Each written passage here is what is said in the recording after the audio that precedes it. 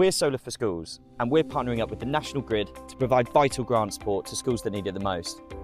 Now let's go to Art King's School to see what that impact looks like.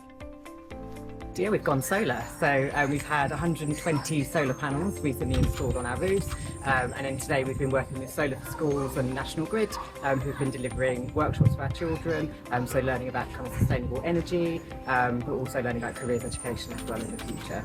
Obviously there's so many kind of gains to this for us. Obviously we've got kind of the fact that we're now sustainable, and we can kind of generate our own kind of energy, but also financial savings as well. So I think saving up to kind of £210,000 across 25 years.